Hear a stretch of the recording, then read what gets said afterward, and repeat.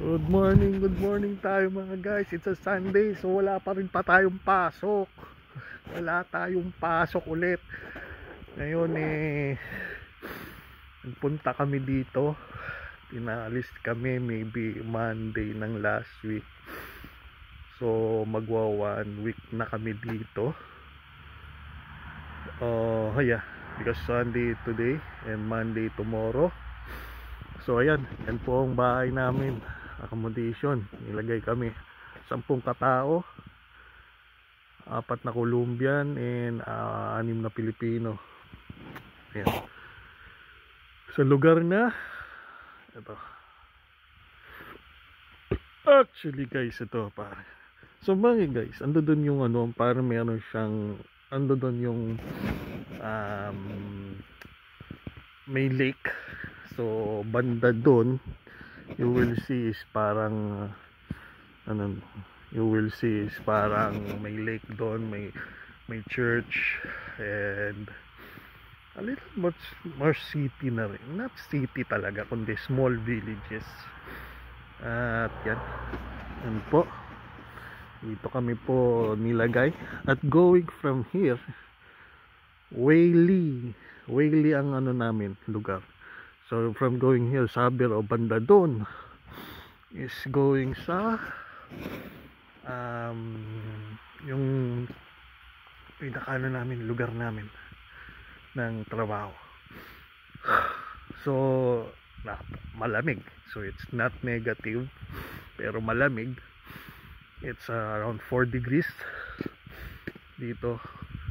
Actually nawala na rin yung snow. Ayan, makikita natin Whaley.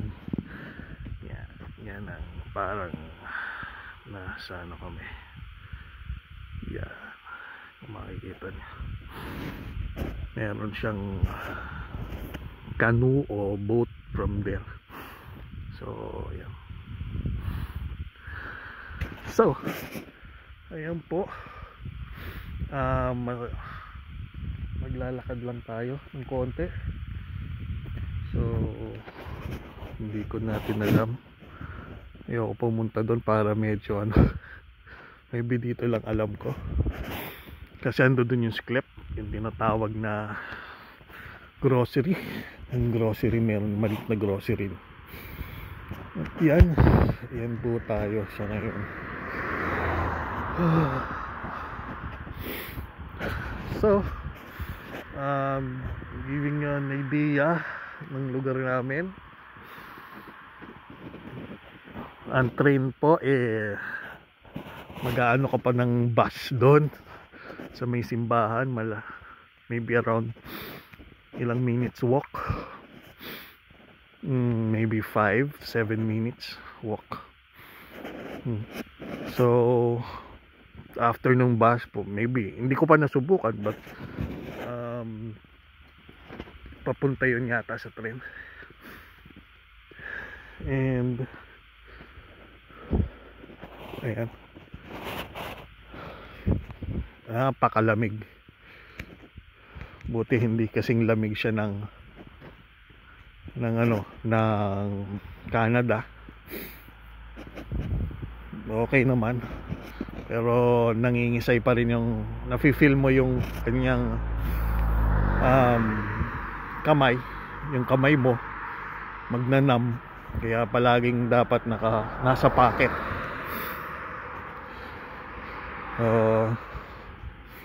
Mag-walk na muna tayo.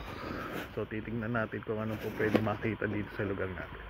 So anyway, salamat and thank you very much. Bye.